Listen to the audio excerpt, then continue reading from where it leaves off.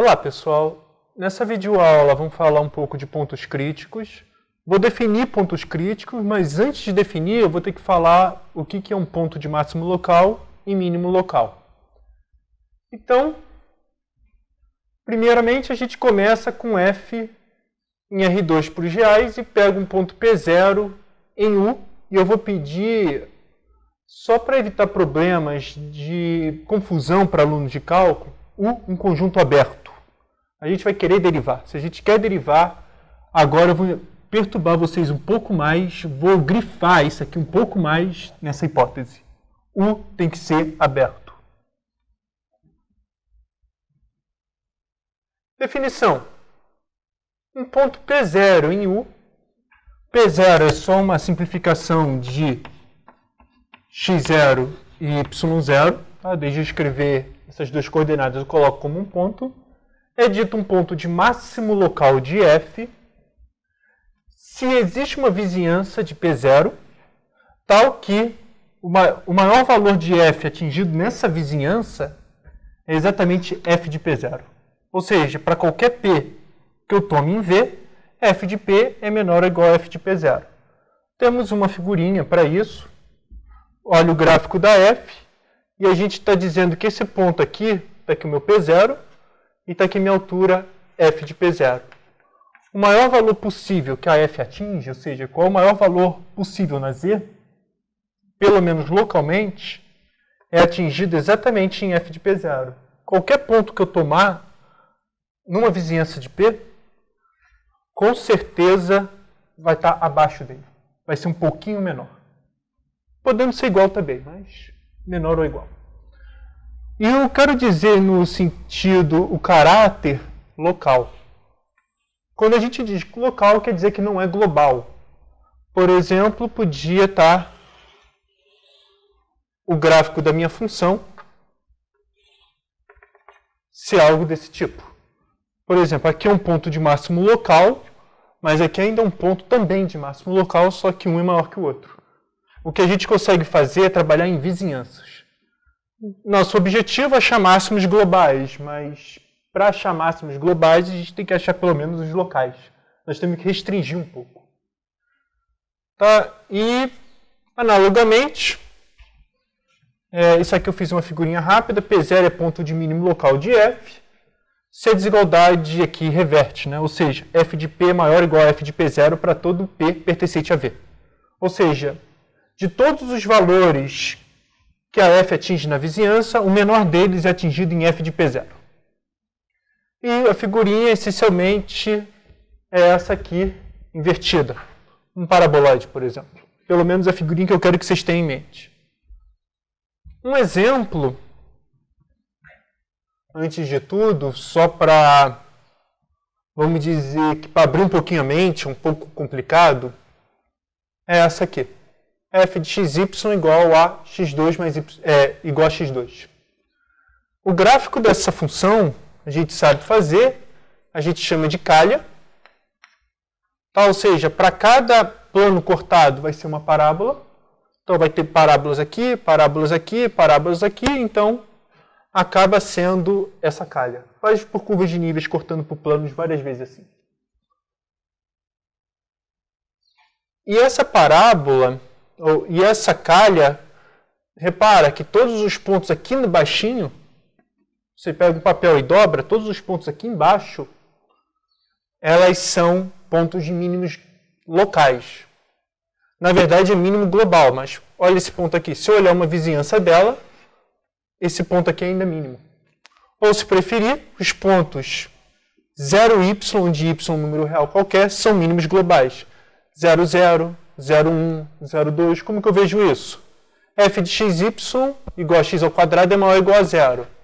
E atinge o mínimo se somente se f é 0, ou seja, se x é igual a 0. Então f de 0, 1 é 0, é um mínimo global.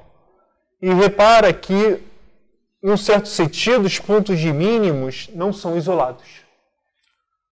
Mas, antes de citar esse teorema aqui, repara que eu estou trabalhando aqui agora em Rn para os reais U aberto. Na verdade, eu coloquei esse exemplo em R2 para ter figura. Mas quando a gente quer atingir máximos e mínimos globais de funções em geral, por exemplo, quando quer trabalhar em economia e tem 70 variáveis e eu quero atingir o máximo de lucro possível, então pode ser interessante, a gente não tem desenho mais. Mas a gente tem essa visão aqui que pode ajudar. Então, repara, antes de tudo, que eu botei RN. Então, voltando para cá, nós temos o seguinte. Eu escrevi desse jeito, mas eu podia trocar, olha, RN, apagar isso, e todos os enunciados fazem sentido, com exceção dessa figurinha aqui, né? Mas a ideia essencialmente é igual. Eu quero o maior valor possível de f numa vizinhança. Então eu posso trabalhar com RN sem nenhum problema, só que eu ainda tenho que pedir aberto, eu posso andar em qualquer direção. E para isso, vamos falar novamente do teorema, que é o seguinte.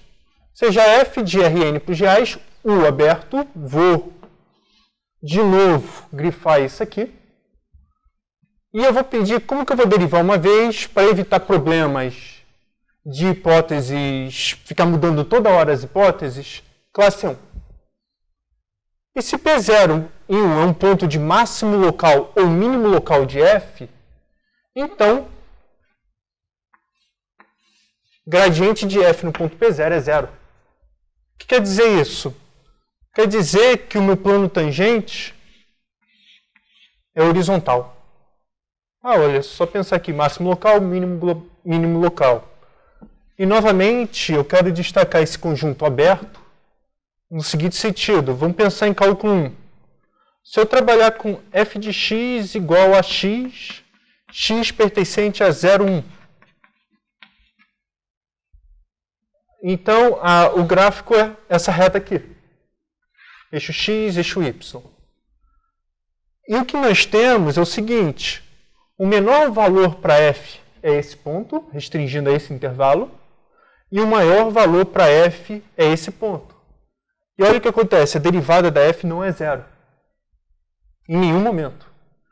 E aqui é máximo global e aqui é mínimo global. Em particular é local.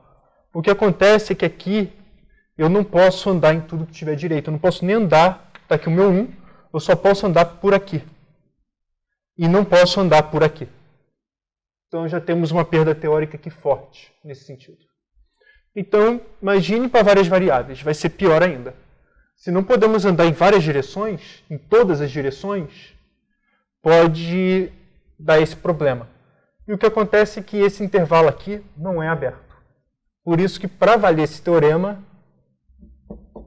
essa hipótese aqui é importantíssima. E mais tarde a gente vai ver o caso geral, como que a gente vai proceder.